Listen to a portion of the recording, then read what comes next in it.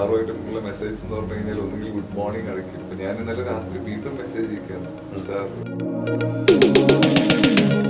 ഒരിക്കലും ഞാൻ അങ്ങനത്തെ ഒരു രീതിയിലൊന്നും മെസ്സേജ് ചെയ്യില്ല ഫോർ യൂസിങ് ദിസ് ലാംഗ്വേജ്. ഈ സിനിമ ഇത് ഹിറ്റിലിനും അപ്പുറത്തേക്ക് പോകും. അവിടെ നമ്മുടെ ഒരു കോസ്റ്റ്യൂം ചർച്ച ചെയ്യപ്പെടുന്നു അല്ലെ, അതിൽ വിമർശനങ്ങളും ഉന്നയിക്കുന്നവരുണ്ട്. അത്തരക്കാരോട് എന്താണ് പറയാനുള്ളത്? എന്ത് പറയാനുള്ള ഒരു സ്വാതന്ത്ര്യം എല്ലാവർക്കും, അൺലെസ് അതായത് നമ്മളത് വേദനിപ്പിക്കുന്നില്ലെങ്കിൽ. കഥാപാത്രത്തിന് വേണ്ടി ആണ് ലാലേട്ടൻ മാറുമ്പോഴും അത് അഭിവായപ്പോൾ വേറൊരു ലുക്കിലേക്ക് കാരണം സാർ ഇപ്പൊ കറക്റ്റ് ഫിറ്റുകളാണ്. മലൈക്കോട്ടെ വാലിബൻ നടക്കുന്നു. സാറ് സജസ്റ്റ് ചെയ്തു നമുക്ക് ഇതിൽ പോകാൻ പറയുകയും എന്റെ ഒരു അവസ്ഥയാണ്. സീരിയസ്ലി ഇങ്ങനെ എനിക്ക് അതായത് അതൊക്കെ അപ്പുറത്തേക്കാണ് പറയുന്നത്, നമുക്ക് വാക്കുകളില്ല. അതാണ് എന്റെ സിറ്റുവേഷൻ. ഈ രജനി സാർ എന്ത് പറഞ്ഞു? തോളിൽ കൈയിട്ടു. അപ്പൊ ആ ഫോട്ടോ എടുത്തത് ലാസാണ്. നിങ്ങൾ തമ്മിൽ ഫോട്ടോ എടുത്തത്. അതെ അതെ. അപ്പൊ $1 million ഫോട്ടോ എന്നൊക്കെ പറയാം. ഉമ്മച്ചി പറഞ്ഞു മരിക്കുമ്പോഴത്തേനെങ്കിലും ഒരു ഫോട്ടോ കിട്ടുമോ? ഫോട്ടോ വേണ്ട, സാറിനൊന്ന് കാണാൻ പറ്റുമൊക്കെ പറഞ്ഞ പോലെ. മോഹൻലാൽ സാറിന്റെ സ്റ്റൈലിസ്റ്റ് ആണ് ഇവിടെ. ഇതിലും വലിയൊരു ആഗ്രഹം എനിക്കും പറയാം.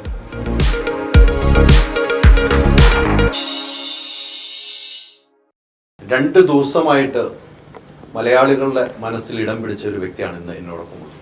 നമുക്കറിയാം രജനീകാന്തിന്റെ സിനിമ ജയിലർ സൂപ്പർ ഹിറ്റ് എന്ന് മാത്രം പറയാൻ പോലെ അതിനപ്പുറത്തേക്ക് എന്ത് വാക്കുണ്ട് അത് വേണം നമ്മൾ ഉപയോഗിക്കാൻ. അതിൽ നമ്മൾ ലാലേട്ടൻ ഒരു രക്ഷയിലാണ്. ലാലേട്ടൻ എന്താണ്, നമുക്ക് ലാലേട്ടന്റെ ഫുൾ ഇങ്ങനത്തെ ഒരു സിനിമ വേണമെന്നാണ് മലയാളികൾ ലാലേട്ടന്റെ ഓരോ ഇതിനും കമന്റ് ഇട്ടിരിക്കുന്നത്. ആ ലാലേട്ടൻ സ്റ്റൈലാക്കിയത് ആരാണ്? ആ സ്റ്റൈലിസ്റ്റ് ആണ് എന്നോട് പോകുന്നത്. നമസ്കാരം. നമസ്കാരം. പൊളിയല്ലേ? കോരിത്തിരിക്കണം നമുക്ക് അല്ലേ? മാത്യു എന്ന് പറഞ്ഞ കഥാപാത്രത്തെ അത്രമാത്രം സ്ക്രീനിൽ കൊണ്ടുവരുമ്പോൾ നിഷാന്റെ ആ കോസ്റ്റ്യൂം പറയാതിരിക്കാൻ പറ്റില്ല കേട്ടോ. എനിക്കൊന്നും നിഷാന്റെ ഞാൻ ഇതിനു മുമ്പ് ഇന്റർവ്യൂ എടുത്തിട്ടുണ്ടല്ലേ? ഇന്ന് 2 ദിവസമായിട്ട് നിൽക്കാൻ സമയമില്ല. ആളുകൾ പുറകെയാണ് ഒരു അഭിമുഖത്തിന് വേണ്ടി അല്ലേ? അഭിമാനം തോന്നുമല്ലേ? സന്തോഷവും. ഏറ്റവും അധികം ഇന്റർവ്യൂ എടുത്ത ഞാനായിരിക്കും അല്ലേ? റിപ്പോർട്ട് ടിവിയിലുള്ളപ്പോൾ ഒരു അവാർഡ് തന്നത് നമ്മളായിരിക്കും. ഒരു അവാർഡ് തന്നിട്ടുണ്ട് റിപ്പോർട്ട് ടിവിയിൽ. ഒരു അവാർഡ് കഴിഞ്ഞതിന്റെ മുന്നത്തെ സീസൺ 4 സമയത്ത് ബിഗ് ബോസിൽ നിൽക്കുമ്പോഴാണ് ഇക്ക വിളിച്ചിട്ട് പറയുന്നത്. സാറും ഉണ്ടായിരുന്നില്ല, ഞാൻ സാറിനോട് പറഞ്ഞു ഹൈദരാബാദ് വിളിച്ചിരുന്നു, ഇപ്രാവശ്യത്തെ റിപ്പോർട്ടർ TV സ്റ്റൈലിസ്റ്റ് അവാർഡ് എനിക്കാണ് സാറ്, സന്തോഷം, കൺഗ്രാജുലേഷൻസ്. MR സാറും നാരായൺ സാറൊക്കെ ഉണ്ടായിരുന്നു. ആ ബിഗ് ബോസിന്റെ സെറ്റിൽ നിൽക്കുമ്പോഴാണ് ആ ഒരു അവാർഡ് ഒക്കെ വിളിച്ചു പറയുന്നത്. അവാർഡ് ഞാൻ തന്നിട്ടുണ്ടല്ലേ. ഇന്നിപ്പം നമുക്ക് സമയം ഇന്റർവ്യൂവിന് കിട്ടുന്ന സമയം പ്രഷർ എന്ന് പറയാം 11:30 മണി രാത്രി. കാരണം വെച്ചാൽ രാവിലെ തൊട്ട് ഇന്റർവ്യൂ ആണ് അല്ലേ? ഇന്ന് എത്ര ഇന്റർവ്യൂ കഴിഞ്ഞു? ഒരു 6 ഇന്റർവ്യൂ കഴിഞ്ഞു. ഇനി നാളെ ഉണ്ട് അല്ലേ? എനിക്കൊന്ന് വൈകിപ്പോയി, ഞാനിവിടെ ഇല്ലായിരുന്നു, അതാണ് പറ്റിപ്പോയി. എനിക്ക് ആദ്യം മെസ്സേജ് ഇട്ടത്, ആദ്യം വാട്സാപ്പ് മെസ്സേജ് ഇട്ടു. എന്തായാലും വളരെ സന്തോഷത്തിന്റെ മുഹൂർത്തമാണ്, എനിക്കും അഭിമാനിക്കാവുന്ന മുഹൂർത്തമാണ്. എൻ്റെ ഒരു ഫ്രണ്ടാണ് അല്ലേ? എൻ്റെ ഹൗസ് വാമിംഗ് ഉൾപ്പെടെ കോസ്റ്റ്യൂം ചെയ്ത ആളാണ് അല്ലെ? എൻ്റെ വെഡിങ്, എൻ്റെ മോളുടെ വെഡിങ് ഉൾപ്പെടെ കോസ്റ്റ്യൂം ചെയ്ത ആളാണ് അല്ലെ? എന്ത് തോന്നുന്നു നിമിഷത്തില്? എന്താ തോന്നുന്നത് എനിക്കറിയുന്നു. ഇക്ക പറഞ്ഞ പോലെ അഭിമാനം, സന്തോഷം, പിന്നെ വേറെ എന്തൊക്കെയോ അതിൽ മുകളിൽ ഉള്ള വാക്കുകൾ എന്തെങ്കിലും ഉണ്ടെങ്കിൽ അതെല്ലാം. ഇത്രമാത്രം പ്രതീക്ഷിച്ചിരുന്നോ? ഒത്തിരി കോസ്റ്റ്യൂം ചെയ്തിട്ടുണ്ട് ലാലേട്ടന്. മൈജിയിൽ തുടങ്ങി അല്ലെ? മൈജിയിലാണ് തുടങ്ങുന്നത്, മൈജിയുടെ പരസ്യത്തിലല്ല തുടങ്ങുന്നത്. സൈമ അവാർഡ്സ് ചെയ്തു, ബിഗ് ബോസ് 3 സീസൺ ചെയ്തു, എല്ലാ അഡ്വർടൈസ്മെന്റ്സ്, ക്യാമ്പയിൻസും, പേഴ്സണൽ ഇവന്റ്സും, RR മൂവി ചെയ്തപ്പോ ഒരു സ്റ്റൈലിഷ് അറ്റയർ ആവുമെന്ന് അറിയാം. പക്ഷെ അത് ഇത്രത്തോളം moreover his performance, see himself, he's a superstar. അപ്പോൾ സാറിന് ആ മൂവിയിൽ പ്ലേസ് ചെയ്തിരിക്കുന്നത്, സാറിന് കൊടുത്തിരിക്കുന്ന ആ ഒരു ഇതിൽ ഈ ഒരു സ്റ്റൈലിംഗ് ഒരു എലമെന്റ് ഇങ്ങനെയൊക്കെ ഇപ്പൊ പറയാൻ അറിയുള്ളൂ. ആ സ്റ്റൈല് മാത്രമല്ല, like moreover he got what he deserve എന്ന് പറയാം. സാറിന് എന്താണോ കൊടുക്കേണ്ടത്, കിട്ടേണ്ടത്, ആ ഒരു പ്ലേസ്മെന്റിൽ സാറിന് കിട്ടിയപ്പോൾ. അതെ അതെ, തീർച്ചയായിട്ടും അതെ. ഞാൻ പറഞ്ഞ മൈജിയിൽ തുടങ്ങി ആ ബന്ധം ഇങ്ങനെ തുടർന്നു. ലാലേട്ടന്റെ എന്ത് ഇനാഗ്രേഷൻ എന്ത് ഫംഗ്ഷൻ ഉണ്ടെങ്കിലും ജിഷാദാണ് സ്റ്റൈൽ ചെയ്യുന്നത്. എന്നോടൊപ്പം ജയിലർ സിനിമയിലേക്ക് എത്തുന്നത് എങ്ങനെയാണ്? ജയിലർ സിനിമ രജനീകാന്തിന്റെ സിനിമ, വലിയ ബജറ്റ് സിനിമ, ലോകത്ത് എവിടെയുള്ള ഒരു സ്റ്റൈലിസ്റ്റിനെ അവർക്ക് കൊണ്ടുവരാം, അവിടെ കൊണ്ടുവന്നിട്ടുണ്ടാകാം. പക്ഷെ ലാലേട്ടന്റെ ജിഷാദ് തന്നെ വേണമെന്നുള്ളൊരു തീരുമാനത്തിലേക്ക് എത്തുന്നത് എങ്ങനെയാണ്? ഈ ജയിലർ സിനിമയുടെ ഫസ്റ്റ് ഞാൻ ആക്ച്വലി ട്രിവാൻഡ്രത്ത് നിൽക്കുന്ന സമയത്താണ് എനിക്ക് എന്റെ ഫസ്റ്റ് കോൾ വരുന്നത്. സനൽ സാറാണ് എന്നെ വിളിക്കുന്നത്. സനൽ സാറ് വിളിച്ചപ്പോൾ ലാൽ സാർ ആ സമയത്ത് മൊറാക്കോയിലാണ് റാം സിനിമയുടെ കംപ്ലീഷൻ വർക്ക്സ് ഒക്കെ. സനൽ സാർ വിളിച്ചു പറഞ്ഞു ഇങ്ങനെ ഒരു പ്രോഗ്രാം വരുന്നുണ്ട്, മോഹൻലാൽ സാറും രജനീകാന്ത് സാറും നിൽക്കുന്ന സിനിമ. അപ്പോ അതില് അവര് സൺ നെറ്റ്വർക്കിന്റെ കണ്ണൻ എന്ന് പറയുന്ന ഒരു ഹെഡുണ്ട്. അപ്പൊ ആള് വിളിച്ചു, ആള് സജഷൻ ചോദിച്ചു, നമ്മൾക്ക് നമ്മുടെ സിനിമയ്ക്ക് നമ്മുടെ കോസ്റ്റ്യൂം ഡിസൈനർ ഉണ്ട്, അപ്പൊ ആള് വേണോ അല്ലെങ്കിൽ വേറെ ആളുണ്ടോ? അപ്പൊ സനൽ സാറാണ് ഇപ്പോഴും, എനിക്കിപ്പോഴും ഓർമ്മയുണ്ട്, സനൽ സാർ പറഞ്ഞു ഞങ്ങളുടേതായ ഡിസൈനർ ഉണ്ട്, ജിഷാദാണ്, ജിഷാദ് ചെയ്യും. അപ്പൊ അവർ കംപ്ലീറ്റ്ലി ഓക്കെ പറഞ്ഞു. അത് കഴിഞ്ഞിട്ട് അങ്ങനെയാണ് ഇത് സംഭവിക്കുന്നത്. അപ്പൊ അവര് they were like open and yes for me. അങ്ങനെ പിന്നെ സാറ് വിളിച്ചു, സനൽ സാറ് വിളിച്ചില്ലേ, എല്ലാം ഓക്കെ അല്ലേ, അപ്പൊ നമുക്ക് പിന്നെ സാറ് ഒരു സജഷൻസും കാര്യങ്ങളും സാറ് സ്ക്രിപ്റ്റ് കേട്ടിട്ടുണ്ടല്ലോ, സാറ് പറഞ്ഞു അവർക്ക് വേണ്ടത് ഇങ്ങനെയാണ്. അപ്പോ we want to be styled in a louder way. അപ്പോ അതിലൊരു ലിമിറ്റ്സില്ല. അപ്പൊ ഞാൻ ആദ്യമായിട്ടാണ് മോഹൻലാൽ സാർ എന്നോട് പറയുന്നത്, സാർ എപ്പോഴും ഒരു സെറ്റിലായിട്ട് മിനിമലായിട്ട് സ്റ്റൈൽ ഫോളോ ചെയ്യുന്ന ഒരാളാണ്. സാർ ബിഗ് ബോസ് ചെയ്യുകയാണെങ്കിലും ഇപ്പൊ നമ്മളോട് പലരും ചോദിക്കും എന്തുകൊണ്ട് അങ്ങനത്തത് കൊടുത്തുകൂടാ. നമുക്ക് മോർ ഓവർ സ്റ്റൈലിനെക്കാട്ടും importance in styling also importance എന്ന് പറയുന്നത് അതിന്റെ ഒരു കംഫർട്ടും കൂടിയാണ്.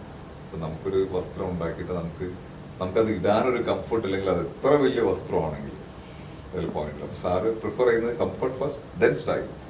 പക്ഷെ ഇതിപ്പോ ഒരു ക്യാരക്ടർ ആണെങ്കിൽ ആ ക്യാരക്ടർ, അപ്പൊ അവിടെ സാറ് ആ ക്യാരക്ടറിനെ ഉൾക്കൊണ്ടുകൊണ്ട് എന്നോട് പറയാണ് എന്നെ അഴിച്ചങ്ങോട്ട് വിട്ടു. So you can do, and we want it like in a loud way, and accessories including the fabric also.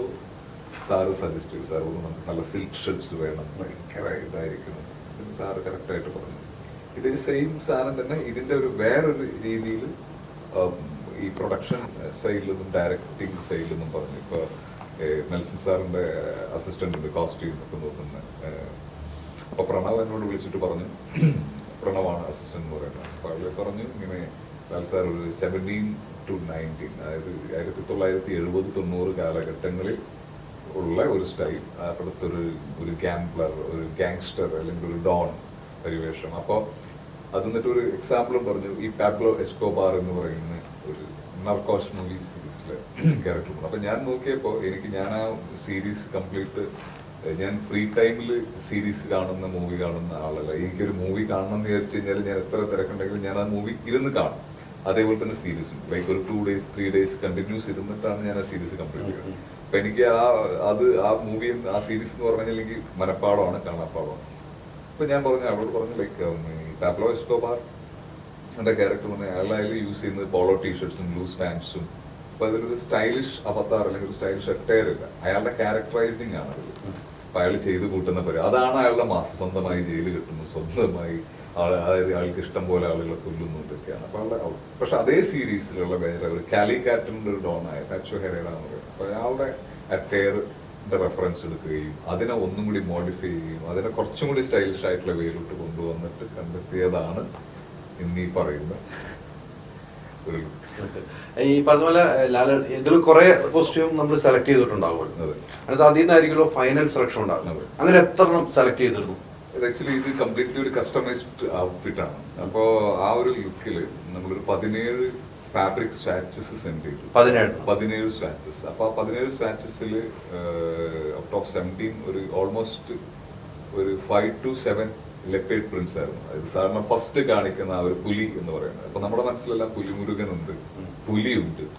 Okay, അപ്പൊ അതില് ഞാൻ ആ ഒരു 6 അല്ലെങ്കിൽ 7 ഓപ്ഷൻ പുലിയുടെ മാത്രം വെച്ചത്. ഇത്രയും ഓപ്ഷൻ പുലിയുടെ വെക്കുമ്പോൾ അതിൽ ഒരു പുലി എന്തായാലും അവർ സെലക്ട് ചെയ്യും. പിന്നെ ബാക്കിയുള്ളത് ഈ കളർഫുൾ പ്രിന്റ്സ് ഒക്കെ ആയിരുന്നു. അങ്ങനെ എന്റെ മനസ്സിൽ ആഗ്രഹിച്ച പോലെ ഒരു പുലിനെ അവർ സെലക്ട് ചെയ്തു. അതിൽ നിന്ന് ആ പ്രിന്റിൽ നിന്ന് ഒരു ലെപ്പേഡ് അവർ സെലക്ട് ചെയ്തു. പിന്നെ വേറൊരു ഇപ്പൊ ഈ ക്ലൈമാക്സിൽ സംഭവിച്ച ഒരു ലുക്ക്, അതേപോലെ വേറെ ഒരു 3 ലുക്ക്, ഒന്നൊരു ഗോൾഡൻ ടെക്സ്ചർ, ഒരു ഗ്രീനിഷ് ടെക്സ്ചർ, ഒരു സിൽവർ സിൽക്ക് ടെക്സ്ചർ, 5 എണ്ണം അവർ ലോക്ക് ചെയ്തു. ഈ 5 എണ്ണം ലോക്ക് ചെയ്ത് അതേപോലെ തന്നെ അക്സസറീസ് ആണെങ്കിലും ഇപ്പോൾ അതിലൊരു 4 അക്സസറീസ് യൂസ് ചെയ്തിട്ടുണ്ട്. അതിൽ കണ്ടിന്യൂറ്റി എന്ന് പറയുന്ന അക്സസറീസ് കുറവാണ്. ഇപ്പോൾ ഫസ്റ്റ് എൻട്രി സീനിൽ ലാൽ സാർ വരുമ്പോൾ ലാൽ സാർ ഇട്ട മാലയും കാര്യങ്ങളും അതിൻ്റെ കൂടെ ഒരു ചേഞ്ച് അടുത്ത ലുക്കിലുണ്ട്. അത് നമ്മൾ ക്ലോസ് ആയിട്ട് ഡീറ്റെയിലോട്ട് പോകുമ്പോൾ നമുക്ക് മനസ്സിലാവും. സോ മാത്യു എന്ന ക്യാരക്ടർ എന്ന് പറയുമ്പോൾ അതിലൊരു ക്രോസ് വേണം. അപ്പൊ ആ ഒരു ക്രോസ് നമ്മൾ ആദ്യം കൊടുത്ത ക്രോസും രണ്ടാമത് വരുന്ന ക്രോസും വ്യത്യാസമുണ്ട്. അതേപോലെ അതിലെ ബ്രേസ്ലെറ്റ്സിലാണെങ്കിലും ഫസ്റ്റ് കണ്ട ബ്രേസ്ലെറ്റ്സും അല്ലെങ്കിൽ രണ്ടാമത് കാണുന്നില്ല, അതിലും വ്യത്യാസമുണ്ട്. നമ്മൾ ആ ഒരു പടം ഈ 2 ദിവസമായിട്ടേ ഉള്ളൂ ഇറങ്ങിയിട്ട്, അപ്പോൾ നമ്മൾ ഫുള്ള് എല്ലാവരും കണ്ട് മനസ്സിലാക്കട്ടെ. അപ്പൊ അതിലെല്ലാത്തിലും വ്യത്യാസമുണ്ട്. ഇത് പറഞ്ഞു കഴിയുമ്പോൾ ചിലപ്പോൾ ആ ഡീറ്റെയിലിങ്ങിലോട്ട് പോവാം. അപ്പോൾ ഡീറ്റെയിലിങ്ങിൽ ഒരുപാട് വർക്ക് ചെയ്തിട്ടുണ്ട്.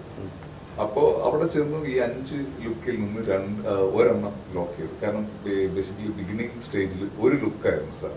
അപ്പൊ ഈ ഔട്ട് ഓഫ് 5 ഒരു ലുക്കാണ് ലോക്ക് ചെയ്തത്. അപ്പൊ മനസ്സുകൊണ്ട് പുലി ആവണമെന്നും ആഗ്രഹമുണ്ട്. പക്ഷെ സാറ് ട്രയൽ ചെയ്ത് കഴിഞ്ഞപ്പോൾ സാറിന് ഈ ക്ലൈമാക്സിൽ വന്നതായിരുന്നു സാറിന്റെ favourite. From this 5 sir suggest ചെയ്തു നമുക്ക് ഇതിൽ പോകാം എന്ന് പറയുകയും ഇത് വന്നാൽ നന്നായിരിക്കും, ഇതിൽ പോകാമെന്നല്ല, ഇത് വന്നാൽ കുറച്ചുകൂടി നന്നായിരിക്കും. കാരണം ആ സാറിന് അത് ഇഷ്ടപ്പെട്ടു. അപ്പോ ബേസിക്കലി ഒരു ഡിസൈനർ അല്ലെങ്കിൽ സ്റ്റൈലിസ്റ്റ് ചിന്തിക്കുന്നത് ഒരു മോഹൻലാൽ സാർ ചിന്തിക്കുന്നതിന്റെ വ്യത്യാസം, ആ ഒരു ചിന്തയുടെ കൈയടിയാണ് ഇപ്പോൾ കാണുന്നത്. ഓക്കെ, അപ്പോ അവർ ആ ഒരു ലുക്ക് ലെപ്പേഡ് പ്രിന്റിലോട്ട് മാറി സാഹചര്യങ്ങൾ കൊണ്ട്. കാരണം അവിടുത്തെ ബാക്ക് ഡ്രോപ്പും ആ കളറും ലൈറ്റും ഒക്കെ കൊണ്ട് ആ ലെപ്പേഡ് പ്രിന്റാണ്, ആ ഒരു പുലിയുടെ പ്രിന്റാണ് അവിടേക്ക് മാച്ചിങ്. അങ്ങനെ അത് ലോക്ക് ചെയ്യുകയും ഈ ലുക്ക് വന്നുമില്ല. പക്ഷെ നമ്മൾ ഓക്കെയാണ്, ഹാപ്പിയാണ്. എന്നെ സംബന്ധിച്ച് ഞാൻ ഹാപ്പിയാണ്. സാറ് ഓക്കെയാണ്. ബിക്കോസ് സാറ് എൻഡ് ഓഫ് അതായത് സാറിനെ സംബന്ധിച്ച് ആ ക്യാരക്ടർ അല്ലെങ്കിൽ ആ ഡയറക്ടർ എന്താണോ ആവശ്യപ്പെടുന്നത്, അല്ലെങ്കിൽ ആ DOP എന്താണോ, ആ സിനിമയ്ക്ക് എന്താണോ ആവശ്യം, അത് ചെയ്യാം.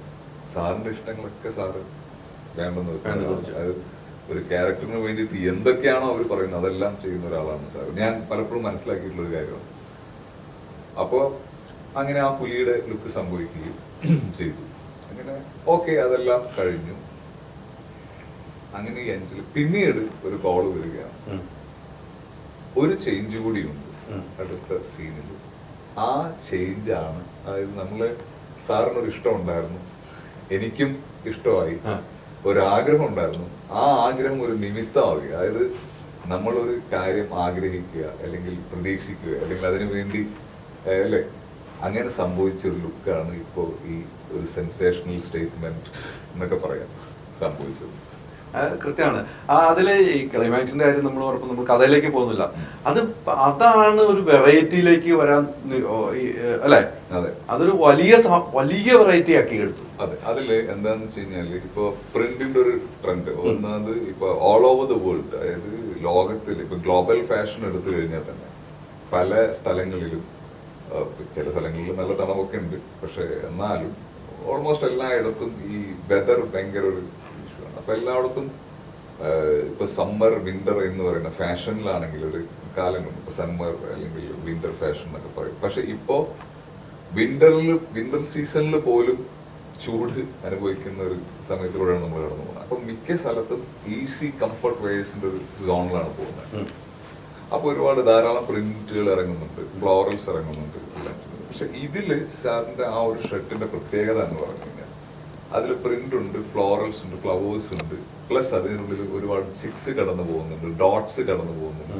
ഇതൊക്കെ നമ്മൾ ആ ഡീറ്റെയിൽസിൽ പോയാൽ അറിയാം. അത് that's not a normal print, that's not a floral shirt, that's the completely ഒരു എന്താ പറയുക, ഒരു ക്ലാസിക്കോ അല്ലെങ്കിൽ ഒരു ക്ലാസിക്കൽ ഫാഷൻ ഒക്കെ പറഞ്ഞാൽ നമ്മൾ exactly what the people was wearing in 70s, 80s, 90s എന്നുള്ളൊരു സംഭവമാണ്. നമ്മൾ സൂക്ഷിച്ചു നോക്കിയാൽ മനസ്സിലായി. പണ്ടത്തെ ഈ ബോളിവുഡ് സിനിമയിലും അല്ലെങ്കിൽ ഹോളിവുഡ് സിനിമയിലൊക്കെ കാണുന്ന ഡോട്ട് ഉണ്ട്. പണ്ടത്തെ ഭയങ്കര ഫാഷനാണ്, വിമൻസ് എല്ലാം വെയർ ചെയ്യുന്നത് ഡോട്ട് ഉള്ള. അപ്പൊ ആ ഒരു എലമെന്റ്സ് ഒക്കെ അതിലുണ്ട്. ഈ അതുപോലെ ഹാഫ് സ്ലീവ് ആണ് അല്ലേ? ലാലേട്ടൻ അങ്ങനെ പൊതുവെ ഹാഫ് സ്ലീവ് ഉപയോഗിക്കാറില്ല എന്ന് എനിക്ക് തോന്നുന്നു. കാലാവസ്ഥ കഥാപാത്രത്തിന് വേണ്ടി ആണ് ലാലേട്ടൻ മാറുമ്പോഴും അത് അബ്സല്യൂട്ട് ആയപ്പോൾ വേറൊരു ലുക്കിലേക്ക് ഇങ്ങനെ വന്നു ലാലേട്ടൻ. കാരണം സാർ ഇപ്പൊ കറക്റ്റ് ഫിറ്റിലാണ്. അതെ, ഒന്നാമത് മലൈക്കോട്ടെ വാലിബൻ നടക്കുന്നു, അതുപോലെ അടുത്ത പടം, അതായത് ഇപ്പോ എനിക്ക് തോന്നുന്നു ഇപ്പൊ പഴയൊരു കാലഘട്ടമാണല്ലോ, ലൂസിഫറിന്റെ പഴയൊരു കാലഘട്ടമാണ് എമ്പുരാൻ എന്ന് പറയുന്നത് അല്ലേ, ഖുറേഷി എബ്രഹാം. അപ്പൊ ഖുറേഷി എബ്രഹാം ആവണ്ടേ. അപ്പൊ സാർ ഹീസ് ഫുൾ ഡെഡിക്കേറ്റ്. ഇത് not only my styling or designing, ഇത് സാറിന്റെയും കൂടി ഒരു, അതായത് സാറിന് ആ ഒരു ലുക്ക് ഇട്ട് കഴിഞ്ഞാൽ എങ്ങനെ ഉണ്ടാവുമെന്ന് നമ്മൾ വിഷ്വൽ ചെയ്യണം. വിഷ്വലൈസേഷൻ ആണ് അതിലോട്ട് എത്തുന്നത്. അപ്പൊ സാറിന്റെ സപ്പോർട്ടിങ്ങും അതിൽ ഇമ്പോർട്ടന്റ് ആണ്. തീർച്ചയായിട്ടും അത് ഇമ്പോർട്ടന്റ്. ഈ പറഞ്ഞ പോലെ അവിടെ വെച്ച് ലൊക്കേഷൻ ഷൂട്ടൊക്കെ നടക്കുകയാണല്ലോ, ഈ കോസ്റ്റ്യൂമിൽ ഷൂട്ടൊക്കെ നടക്കുകയാണ്. ഫസ്റ്റ് ലാലേട്ടൻ സെറ്റിലേക്ക് ഇറങ്ങുവാണ്, ആദ്യ കോസ്റ്റ്യൂം ഇറങ്ങുകയാണ്. അപ്പോൾ അവിടെ ഉണ്ടായ ഒരു ഫീൽ എന്തായിരുന്നു? അവിടെ മറ്റുള്ളവരെ ഒത്തിരി ആളുകളുണ്ടല്ലോ അവിടെ, അറിയാലോ. അതായത് സാറ് ചുമ്മാ നടന്നാൽ തന്നെ ഉണ്ടാവുന്ന ഒരു അവസ്ഥ നമുക്കറിയാം. അപ്പൊ ഇങ്ങനെ ഈ ലുക്കിൽ ഉണ്ടാവുന്ന ഓരോ അവസ്ഥ അപ്പോ കുറച്ചും കൂടി അതിന്റെ എല്ലാവർക്കും ഇഷ്ടപ്പെടുന്ന രീതിയിൽ പറഞ്ഞു കഴിഞ്ഞാൽ, ഇപ്പൊ തിയേറ്ററിൽ ഇപ്പൊ നമ്മൾ ആ ഒരു BGM-ഉം ഷൂട്ട് ചെയ്യുന്ന സമയത്ത് BGM-ഉം കാര്യങ്ങളൊന്നും ഇല്ല, ബാക്ക്ഗ്രൗണ്ട് സ്കോറോ കാര്യങ്ങളോ ഒന്നുമില്ല, ഇത്രയും ആരവവും ഒന്നുമില്ല, ഒരു ഓപ്പൺ എയറിൽ. അവിടെ തന്നെ ഇത് കാണുമ്പോ മാസ്റ്റർ ശിവ സാർ ഉണ്ടായിരുന്നു, അവിടെ അവരുടെ ആളുടെ മക്കളുണ്ടായിരുന്നു, നെൽസൺ സാർ ഉണ്ടായിരുന്നു, അസോസിയേറ്റ് എല്ലാവരും ഉണ്ടായിരുന്നു. അതായത് അവരെ അതായിരുന്നു അവസ്ഥ, പറയാൻ പറ്റാത്ത ഒരു അവസ്ഥയാണ്. അതായത് നമ്മള് ഞാനത് ചെയ്തിട്ട് എന്റെ ഒരു അവസ്ഥയാണ്. സീരിയസ്ലി ഇങ്ങനെ എനിക്ക്, അതായത് എനിക്ക് കൂടുതൽ ഇങ്ങനെ ഇത്ര ഉള്ളു. അതല്ല, അപ്പുറത്തേക്കാണ് പറയുന്നത്, നമുക്ക് വാക്കുകളില്ല. അതാണ് എന്റെ സിറ്റുവേഷൻ. ഈ രജനി സാർ എന്ത് പറഞ്ഞു? ഈ ക്ലൈമാക്സ് ചെയ്യുന്ന സമയത്ത് സാറില്ലല്ലോ, രജനി സാറില്ല. അപ്പൊ രജനിയ സാറില്ല. ഫസ്റ്റ് ഇൻട്രോഡക്ഷൻ സീനിൽ രജനിയ സാർ അവിടെ ഉണ്ട്. എന്റെ സ്റ്റൈലിങ്ങിനെ പറ്റിയിട്ടോ കാര്യങ്ങളൊന്നുമല്ല, പക്ഷെ സാർ എന്നെ പരിചയപ്പെടുത്തി ആ ഒരു മുഹൂർത്തം. ഞങ്ങള് ഇപ്പം അവിടെ മുരളിച്ചേട്ടനുണ്ട്, ലാൽ സാറിന്റെ കോസ്റ്റ്യൂമറാണ്, 30 വർഷമായിട്ടുള്ളതാണ് മുരളിച്ചേട്ടൻ. അതുപോലെ ബിജീഷ് ഉണ്ട്, ബിജു ചേട്ടനുണ്ട്, എല്ലാവരും. അപ്പൊ ഞങ്ങളൊരു ആവശ്യം ഉന്നയിച്ചു, ഞങ്ങൾക്ക് ഒരു ഫോട്ടോ എടുക്കണം. അപ്പൊ ഞങ്ങൾ സാറിനോടാണ് അപ്രോച്ച് ചെയ്തത്, കാരണം ആരുടെയും ഫോട്ടോ എടുക്കാൻ, കാരണം സാർ ആളുടെ ഒരു സ്പേസിൽ നിൽക്കുകയാണ്, അപ്പൊ ആരും ചോദിക്കുകയില്ല. അപ്പൊ അങ്ങനെ കയറിയപ്പോ എന്നെ സാറ് പരിചയപ്പെടുത്തിയത്, രജനീകാന്ത് സാറിന്റെ അടുത്ത് പരിചയപ്പെടുത്തേണ്ട ആവശ്യമില്ല, ഒരു ഫോട്ടോ എടുക്കണം, എന്റെ കുട്ടികളാണ് അല്ലെങ്കിൽ എന്റെ ടീമാണെന്ന് പറഞ്ഞാൽ മതി. അപ്പൊ സാർ വെച്ചത് ജിഷാദിന്റെ ഡിസൈനറാണ് എന്ന് പറഞ്ഞിട്ട്, അപ്പൊ സാർ അപ്പടില്ല എന്ന് പറഞ്ഞിട്ട് എന്റെ തോളില് കൈയിട്ടു. അപ്പൊ ആ ഫോട്ടോ എടുത്തത് ലാൽ സാറാണ്.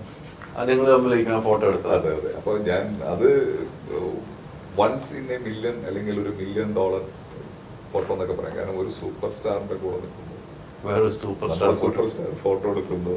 അപ്പൊ അത് പകർത്താൻ വേറെ ആരും ആ കരൗണ്ടിൽ ഇല്ലായിരുന്നു. പിന്നെ 3 പേരും വൈറ്റ് ഷർട്ടിലായിരുന്നു. ലാൽ സാറ് വൈറ്റ് ഷർട്ടിലായിരുന്നു, രജനി സാറ് വൈറ്റ് ഷർട്ടിലായിരുന്നു, ഞാനൊരു വൈറ്റ് ടീഷർട്ടിലായിരുന്നു. ഭയങ്കര ഒരു അങ്ങനത്തെ ഒരു ഫോട്ടോ ആണ് അത്. ഒരു കംപ്ലീറ്റ് ഒരു 2 ഓറ അല്ലെങ്കിൽ 2 എനർജിയുടെ നടുവിൽ നിൽക്കാൻ പറ്റുക, അതൊക്കെ പറഞ്ഞു ഭയങ്കര ഒരു ഓസ്കാറിന് അപ്പുറത്തേക്കാണ്. അതെ അല്ലേ? അതെ. അപ്പോ അങ്ങനെ അപ്പോ രജനി സാർ, ലാൽ സാർ കുറെ അവരുടെ തമാശകളും കാര്യങ്ങളും അവർ കുറെ നാൾക്ക് ശേഷം കാണുന്നതായിരിക്കും. 2 പേരും പലതരങ്ങളിലും.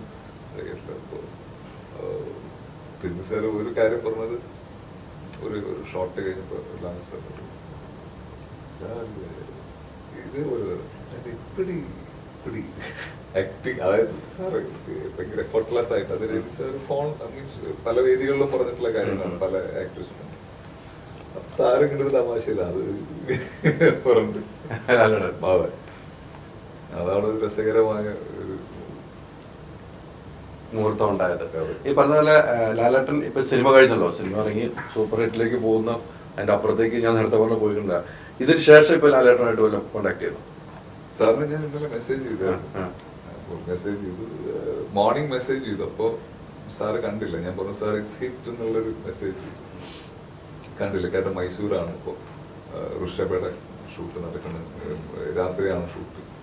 അപ്പൊ അത് കഴിഞ്ഞ് അല്ലെങ്കിൽ ഞാനത് കഴിഞ്ഞിട്ട് ഞാൻ സിനിമ കണ്ടു. സിനിമ കണ്ടിട്ട് ഞാൻ വീണ്ടും മെസ്സേജ് ചെയ്യാണ്. അപ്പോൾ ഞാൻ സാറുമായിട്ടുള്ള മെസ്സേജ് എന്ന് പറഞ്ഞു കഴിഞ്ഞാൽ ഒന്നുകിൽ ഗുഡ് മോർണിംഗ് അയക്കും, അല്ലെങ്കിൽ വർക്ക് റിലേറ്റഡ് ആയിട്ട് എന്തെങ്കിലും അയക്കും, ഔട്ട്ഫിറ്റ് റിലേറ്റഡ് ആയിട്ട് അയക്കും, അല്ലെങ്കിൽ പിന്നെ എന്തെങ്കിലും സാറിന്റെ ബർത്ത്ഡേ അല്ലെങ്കിൽ വെഡിങ് ആനിവേഴ്സറി അല്ലെങ്കിൽ എന്തെങ്കിലും എൻ്റെ ഒരു കാര്യം വരുമ്പോഴൊക്കെ ഞാൻ അയക്കും. അപ്പൊ ഞാൻ ഇന്നലെ രാത്രി വീണ്ടും മെസ്സേജ് അയക്കുകയാണ്, sir it's super hit and watch the movie and വേറൊരു തിയേറ്ററിലേക്ക് പൂരപ്പറമ്പ്. അത് ഒരിക്കലും ഞാൻ മോഹൻലാൽ സാറിന് ഞാൻ അങ്ങനത്തെ ഒരു അങ്ങനത്തെ ഒരു രീതിയിലൊന്നും മെസ്സേജ് ചെയ്യില്ല. എന്നിട്ട് ഞാൻ ബ്രാക്കറ്റിൽ ചെയ്തു, I am sorry for using this language. ഒന്നുമല്ല, നമ്മുടെ അവിടെ നമ്മൾ ഇമോഷനൊക്കെ പിടിച്ചു നിൽക്കുന്നതിൽ ഒരു പരിധിയുണ്ട്. അപ്പൊ ആ പരിധി ഞാൻ വിട്ടു. കാരണം ഞാൻ തിയേറ്ററിൽ ഞാൻ കാണുന്നത് അങ്ങനെയാണ്. അപ്പൊ അതിന് വേണ്ടിട്ട് ഞാൻ കവിതയിലാണ് പോയി കണ്ടത്.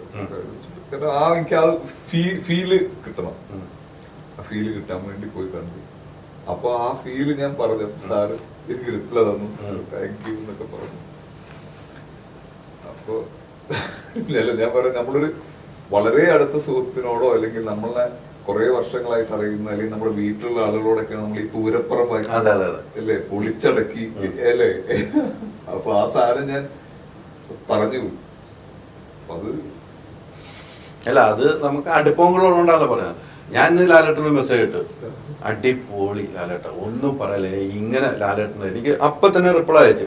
5 മിനിറ്റുള്ള എടുത്തില്ല, ഒരു ലവിച്ചിനോ കൈയൊക്കെ കൂപ്പി ഒരു റിപ്ലൈ എനിക്ക്. അപ്പൊ അത്ര വരെ ലാലേട്ടന് ഇഷ്ടമുള്ള ഒരു മെസ്സേജ് തിരിച്ചുണ്ടെന്നുള്ളതാണ് ഞാൻ പറയുന്നത്. അത് ഞാൻ ഈ സിനിമയുടെ കാര്യം തന്നെയാണ് പറഞ്ഞത്. ഇത്തരം ഒരു സിനിമ ഫുൾ ലാലേട്ടൻ അഭിനയിക്കുന്ന സിനിമ വേണമെന്നാണ് ഞാൻ ലാലേട്ടൻ മെസ്സേജ്. അങ്ങനെയാണ് മെസ്സേജുകൾ മൊത്തം വരുന്നത്. ആ സിനിമയിൽ മെസ്സേജുകൾ മൊത്തം, ഫോട്ടോയ്ക്ക് താഴെ വരുന്ന മെസ്സേജുകൾ മൊത്തം അതാണ് അല്ലേ.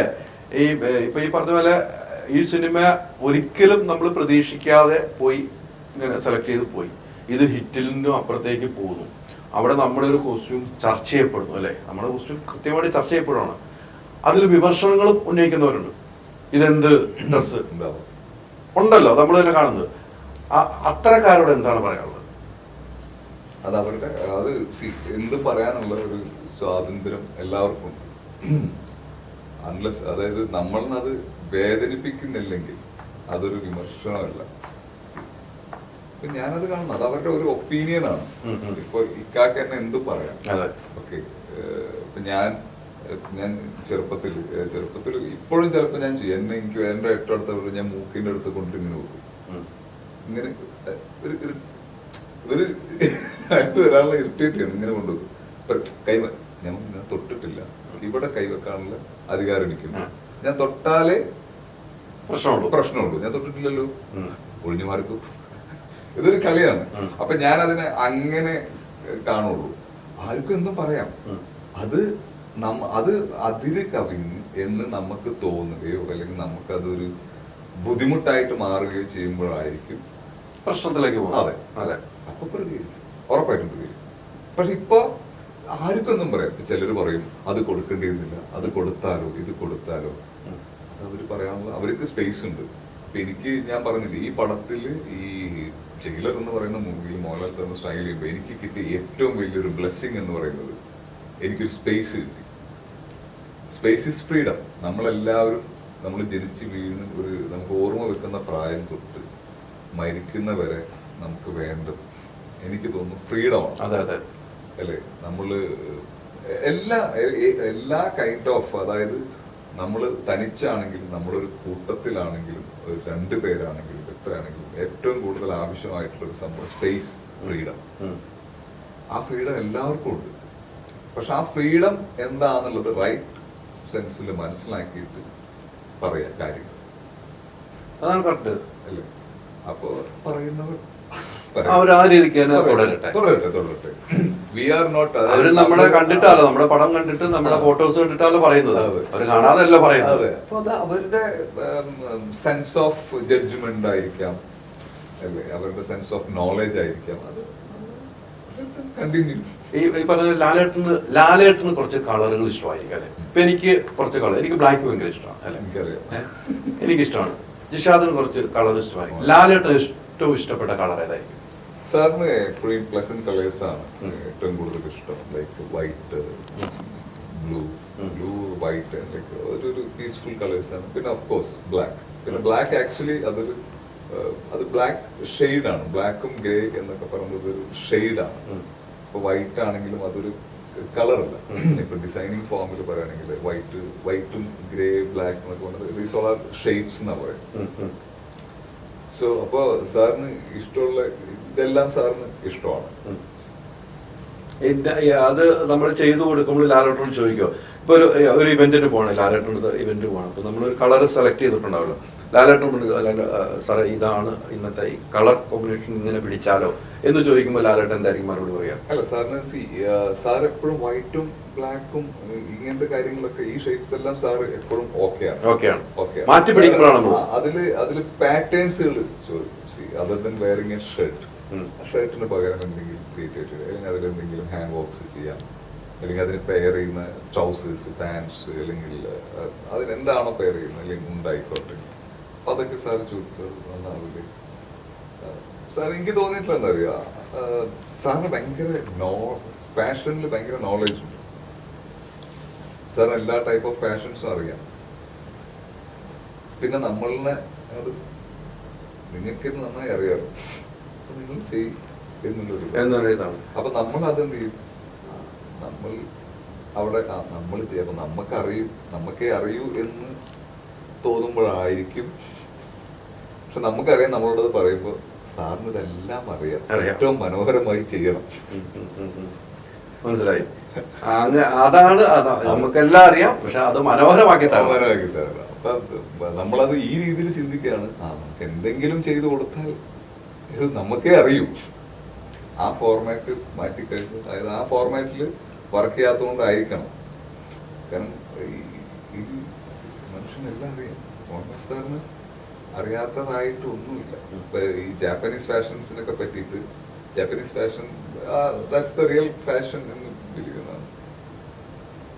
അപ്പൊ നമുക്ക് ഈ ജാപ്പനീസ് ഫാഷൻ അറിയുള്ളൂ. ഞാൻ ജപ്പാനിൽ പോയിട്ടൊന്നുമില്ല. സാറിന് അവിടെ ഒരുപാട് ഡിസൈനേഴ്സിന്റെ പേരുകൾ അറിയാം. നമുക്ക് അവരുടെ ഫിറ്റിങ്സും പാറ്റേണും അറിയുള്ളൂ. സാറിന് ഒത്തിരി ഡിസൈനേഴ്സിന്റെ പേരറിയാം.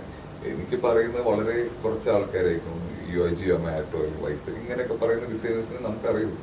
സാറിന് അതും എല്ലാത്ത ഡിസൈനേഴ്സിനും അറിയാം. അത്രയും സ്റ്റഡിയാണ്. അതാണ്, അത്രയും സ്റ്റഡിയാണ് ലാലേട്ടൻ. ഈ പറഞ്ഞ പോലെ ലാലേട്ടനുമായിട്ടുള്ള അടുപ്പം തുടങ്ങിയിട്ട് വർഷങ്ങളായി ഇപ്പം അല്ലേ? അതിനിടയ്ക്കൊക്കെ ലാലേട്ടനുമായിട്ട് നിങ്ങൾ യാത്ര ചെയ്യാറുണ്ട്. ബിഗ് ബോസ് നടക്കുന്ന സമയത്ത് അത് ഒരുമിച്ചുള്ള യാത്രയുണ്ടാവും അല്ലെ? നിങ്ങൾ മുംബൈക്കൊക്കെ പോകുന്ന ഒരുമിച്ചായിരിക്കുമല്ലോ. ആ പോക്കിലൊക്കെ ലാലേട്ടന്റെ കൂടെയാണല്ലോ ജിഷാദ് എന്ന് പറഞ്ഞ ആള് നിൽക്കുന്നത്. ലാലേട്ടനോടെ പോയാലും വല്ല തിരക്കാലോ. ജിഷാദിന്റെ അടുത്ത് ഒന്ന് ചോദിച്ചിട്ടുണ്ടോ, ഒന്ന് ലാലേട്ടന്റെ കൂടെ ഒന്ന് ഫോട്ടോ എടുക്കാൻ അവസരം വേണം, ഒന്ന് പരിചയപ്പെടുത്താമോ? ചോദിക്കാറുണ്ട്. അതിപ്പോ ആ ട്രാവലിൽ തന്നെ അല്ലെങ്കിലും പേഴ്സണലി മെസ്സേജ് ചെയ്യും, ഇതൊക്കെ ചെയ്യാറുണ്ട്. അപ്പൊ അതിനെന്താ വെച്ച് കഴിഞ്ഞാല് ചിലപ്പോ ഇൻസ്റ്റാഗ്രാമിലും ആക്ച്വലി ഈ ചോദ്യം ചോദിച്ചത് നന്നായിരിക്കും. അത് അവർക്കൊരു ഫോട്ടോ എടുത്ത് കൊടുക്കാൻ ഇഷ്ടമില്ലാഞ്ഞിട്ടോ അല്ലെങ്കിൽ അവരിനെ അങ്ങോട്ട് കൊണ്ടുവരാൻ താല്പര്യമില്ലാഞ്ഞിട്ടോ അല്ല. ഇപ്പൊ എന്റെ ഉമ്മച്ചി, ഞാൻ 3.5 വർഷത്തോളം 4 വർഷം ആവാറായി സാറിന് കൂടെ സ്റ്റൈലിങ് കാര്യങ്ങളൊക്കെ. ഇപ്പൊ ഒരു 3 ആഴ്ച മുന്നാണ് ഒരു ഫോട്ടോ ഉമ്മച്ചിയോട്, ഞാൻ ആ ഫോട്ടോയിലേക്ക് വരുമായിരുന്നു. അപ്പൊ അതായത് എന്റെ ഉമ്മച്ചി പറഞ്ഞു, ഞാൻ മരിക്കുമ്പോഴത്തേനെങ്കിലും ഒരു ഫോട്ടോ കിട്ടുമോ, ഫോട്ടോ വേണ്ട സാറിനൊന്ന് കാണാൻ പറ്റുമെന്ന് ചോദിച്ചു. കാരണം നമുക്കറിയാം ഒരു ഷൂട്ട് കഴിഞ്ഞ് സാറ് ടയേർഡ് ആവുന്നത്. കാരണം സാറിന്റെ ഒരു കമ്മിറ്റ്മെന്റ്സ് ഉണ്ട്, ഒരു ഡെഡിക്കേഷൻ. ലൈക്ക് ഇത്ര സമയത്ത് നമ്മളെല്ലാവർക്കും അറിയാം ഷൂട്ട് ഇത്ര സമയത്ത് തീരുമെന്ന് പറഞ്ഞാൽ ആ സമയത്ത് തീർന്നില്ല. ചിലപ്പോൾ അതിന് മുന്നേ തീർന്നേക്കാം. പക്ഷെ മോസ്റ്റ് ഓഫ് ദ ടൈം ഒരു 80% അല്ലെങ്കിൽ 90% ഷൂട്ട്സ് എല്ലാം ആ സമയത്ത് കഴിഞ്ഞ് അത് കംപ്ലീറ്റ് ചെയ്ത് പോകുന്ന ഒരാളാണ് സാർ. അപ്പോ സാറ് ചില സമയത്ത് പറയും, ഇനി അവർ വീണ്ടും ഇതൊക്കെ ചെയ്യില്ല, നാളെ ആക്കി കഴിഞ്ഞാൽ വീണ്ടും ഇത് നിങ്ങൾ തീർത്തു പോയാൽ കഴിഞ്ഞല്ലോ, അങ്ങനെ കംപ്ലീറ്റ് ചെയ്ത ഒരാളാണ്. അപ്പൊ അത് കഴിഞ്ഞ് പോകുമ്പോ പലവരും വന്ന് ഫോട്ടോ എടുക്കാൻ നിൽക്കുമ്പോൾ സാറിന്, അതായത് സാറൊന്നും പറയില്ല, ഫോട്ടോ എടുക്കാൻ നിൽക്കും, മാക്സിമം നിൽക്കും. അപ്പൊ ഇതൊക്കെ കാണുന്ന ഒരാളായതുകൊണ്ട് സാർ വല്ലപ്പോഴും ഇങ്ങനെ വരും ഷൂട്ടിന് വരുമ്പോൾ അതിനിടയിൽ ഞാൻ പോയിട്ട് ഇതൊക്കെ കാണുന്ന ഞാൻ പോയിട്ട് എന്റെ ഫാമിലി വരുന്നുണ്ട് അല്ലെങ്കിൽ എന്റെ ഉമ്മ വരുന്നുണ്ട് ചോദിക്കാനുള്ള ഒരു വിഷമം, മടി ഇതൊക്കെയാണ്. പക്ഷെ ഉമ്മ അത് പറഞ്ഞപ്പോ ഇങ്ങനെ ചില വാക്കുകൾ നമ്മുടെ മനസ്സിലേക്ക് ആഴത്തിലേക്ക് വരും. ചിലപ്പോൾ തറാൻ പറ്റുന്ന വാക്കായിരിക്കാം. അപ്പൊ അങ്ങനെ പറ്റണ്ടെന്ന് വെച്ചാൽ ഞാൻ ഉമ്മാടൊന്നും ചോദിക്കാതെ, അതായത് വരുന്ന ഒന്നും പറഞ്ഞിട്ടില്ല. ഞാൻ ആദ്യം വിത്ത് പെർമിഷൻ ചോദിക്കാൻ പോയപ്പോ അയ്യോ വിളിക്കൂ എന്ന് പറഞ്ഞു. അപ്പൊ അവരിവിടെ ഇല്ല, അതായത് ലൊക്കേഷൻ ഇല്ല, വീട്ടിലാണ്. അപ്പൊ ഇത് കിട്ടിയതിന് ശേഷമാണ് ഞാൻ അവരോട് പറയണം. അപ്പൊ സാറ് വിചാരിച്ച ഓൾറെഡി അവരിവിടെ ഉണ്ട്. അപ്പൊ ആ പെർമിഷൻ കിട്ടിയതിന് ശേഷമാണ് അവരെ വിളിച്ച് കൊണ്ടുവരുന്നത്. ആ ഒരു ഫോട്ടോ എടുത്തത്. ഉമ്മച്ചി എന്ന് പറഞ്ഞു. ഉമ്മച്ചി ഉമ്മാക്ക് സംസാരിക്കാനൊന്നും പറ്റുന്നില്ല. അപ്പൊ അങ്ങനത്തെ ഒരു അവസ്ഥ. അപ്പൊ അതാണ്. അപ്പൊ ഒത്തിരി ആൾക്കാർ ചോദിക്കും, ഇപ്പൊ ഇത് ആക്ച്വലി ഞാൻ നേരത്തെ പറഞ്ഞല്ലോ ചോദിച്ചത് നന്നായി. അപ്പൊ ഒത്തിരി ആളുകൾ എന്നോട് ചോദിക്കും, എന്റെ അടുത്ത സുഹൃത്തുക്കൾ ചോദിക്കാറുണ്ട്, ഒരേ ആവശ്യങ്ങൾ ചോദിക്കാറുണ്ട്. ഇതാണ് സംഭവം. അല്ല, അതിന് കൃത്യമായ ഒരു ആൻസർ ആ ഉമ്മച്ചിയുടെ കാര്യം പറഞ്ഞോട്ടോ. അത് എന്റെ ഒരു ചോദ്യം കറക്റ്റ് ആയിരുന്നു തോന്നുന്നു. ചോദിക്കും, നമ്മളോട് തന്നെ ചോദിക്കുന്നവരുണ്ടല്ലോ, നമ്മൾ ഇത്രയും പോലും അടുപ്പില്ലാത്ത നമ്മളോട് ചോദിക്കുന്നു. നമുക്ക് തന്നെ ചോദിക്കാൻ ഈ പറഞ്ഞ പോലെ. ഇപ്പൊ എനിക്ക് ഒരു ബ്രാൻഡ് ഉണ്ട്, ഒരു സ്റ്റുഡിയോ ഉണ്ട് ആലുവയിൽ. ഞാൻ എനിക്ക് വേണമെങ്കിൽ അപ്പൊ സാറിനോട് എനിക്ക് എന്തോ ഒരു അവിടെ ഒന്ന് വരാനോ, ഈസിയായിട്ട് വരും. അപ്പൊ അവിടെ ഒന്ന് വരാനോ, അല്ലെങ്കിൽ എന്റെ ബ്രാൻഡ് ഒന്ന് നമ്മളെ കൊണ്ട് പറ്റില്ല, എനിക്ക് തോന്നുന്നുണ്ടെങ്കിൽ പറ്റുന്നു. അപ്പൊ അങ്ങനെ ഈസിയായിട്ട് ചെയ്ത് തരുമെന്നുള്ളത് നമുക്ക്, പക്ഷെ നമുക്ക് പറ്റില്ല ആ ചോദ്യം, അല്ലേ? അത് ചില ആളുകളോട് അങ്ങനെയാണ്. നമ്മൾ നേരിട്ട് കാണുന്നതാണല്ലോ ലാലേട്ടന്റെ തിരക്കും കാര്യങ്ങളും. നമ്മൾ നേരിട്ട് കാണുമ്പോൾ നമ്മളായിട്ട് ഇതിന് ബുദ്ധിമുട്ടിക്കണ്ട. പറഞ്ഞാൽ ഈസി ആയിട്ട് ലാലേട്ടൻ ചെയ്യുന്നു നമുക്ക് ഉറപ്പുണ്ട്. പക്ഷെ നമ്മളായിട്ട് ബുദ്ധിമുട്ടിക്കണ്ട. അതൊരു ആ ഒരു ക്വാളിറ്റി നല്ലതാണ്. ആ ക്വാളിറ്റി ഉള്ളത് കൊണ്ടാണല്ലോ ജിഷാദ് ഈ യാത്ര തുടരുന്നത്. അല്ലെ, നമ്മള് ഒരാള് നമ്മുടെ തോളത്ത് കേട്ടതിനെ നമ്മള് അദ്ദേഹത്തെ വെച്ച് മുതലാക്കുന്ന ഒരാൾക്ക് തോന്നിയാൽ ക്വാളിറ്റി പോയില്ലേ? അപ്പൊ അത് തന്നെ ജിഷാദിന്റെ ഒരു വിജയം. ഈ പറഞ്ഞതുപോലെ മൈജിക്കാണ് തുടക്കം. തുടക്കം മൈജിക്കാണ്. മൈജിയിലേക്ക് എത്തുന്നത് എങ്ങനെയാണ് ഈ കോസ്റ്റ്യൂമായിട്ട്? ശ്രീകുമാർ സാറാണ് ഡയറക്ടർ, ശ്രീകുമാർ മേനോൻ സാറാണ്. അപ്പോ അത് ഞാൻ ശ്രീകുമാർ സാറിനെ പരിചയപ്പെടുന്നത് സാജിദ് ലീഹിയ ആണ്, ഡയറക്ടർ സാജിദ്. അപ്പോ അതും ഒരു കണക്ഷൻ എന്നൊക്കെ പറയുന്ന പോലെ ഞാൻ ആദ്യമായിട്ട് സിനിമയിൽ, അതായത് ഞാൻ സൽമാൻ ഖാൻ സാറിന് ഡിസൈൻ ചെയ്തിട്ടുണ്ട് റൈസ് 3 എന്ന് പറഞ്ഞ മൂവിയിൽ. പക്ഷെ അതെന്റെ കമ്പനിയിൽ വർക്ക് ചെയ്യുന്ന സമയത്ത് കമ്പനിയുടെ ബ്രാൻഡ് അംബാസിഡർ ആയിരുന്നു സൽമാൻ ഖാൻ സാർ. അപ്പൊ അങ്ങനെ സംഭവിച്ചൊരു കാര്യമാണ്. അല്ലാതെ ഞാൻ അതിന്റെ ലൊക്കേഷനിൽ പോയിട്ടില്ല, സൽമാൻ ഖാൻ സാറിനെ നേരിട്ട് കണ്ടിട്ടില്ല. സൽമാൻ ഖാൻ സാറിനെ നേരിട്ട് കണ്ടു ബിഗ് ബോസ് നടക്കുന്ന സമയത്ത് മുംബൈയിൽ വെച്ചിട്ട് കണ്ടു. പക്ഷെ ഫോട്ടോ എടുക്കാനൊന്നുമില്ല. ആ സമയത്ത് he was having high security, ഒരു ത്രെറ്റനിങ് ഒക്കെ നിൽക്കുന്ന സമയത്താണ്. അപ്പോ ശരിക്കും ഒരു മൂവിയുടെ ഒരു പ്രൊമോഷൻ ഭാഗമായിട്ട് ഞാൻ അറ്റൻഡ് ചെയ്യുന്ന ഫസ്റ്റ് മോഹൻലാൽ എന്ന് പറയുന്ന സിനിമയുടെ ഒരു ഓഡിയോ ലോഞ്ചിലാണ്. അവിടെ നിന്നാണ് സാജിദ് ഭായിനെ അവിടെ നിന്ന് പരിചയപ്പെടുന്നത്. അപ്പൊ നോ വണ്ടർ എന്നൊക്കെ പറയുന്ന പോലെ ആ മോഹൻലാൽ എന്ന പേരുള്ള ഒരു സിനിമയുടെ പ്രൊമോഷന് വരികയും അവിടെ നിന്ന് സാജിദിനെ പരിചയപ്പെടുകയും സാജിദ് ഭായ് ത്രൂ ശ്രീകുമാർ മേനോൻ സാറിനെ പരിചയപ്പെടുകയും പിന്നെ മോഹൻലാൽ സാറിനോട്ട് എത്തുകയും ഇതൊക്കെയാണ്. അങ്ങനെയാണ് അവിടെ എത്തുന്നത് അല്ലേ? അപ്പൊ ആദ്യം ലാലേട്ടൻ സ്റ്റൈലിസ്റ്റ് ചെയ്യുമ്പോൾ ലാലേട്ടൻ അന്ന് പറഞ്ഞ എന്തെങ്കിലും ഓർമ്മയുണ്ടോ?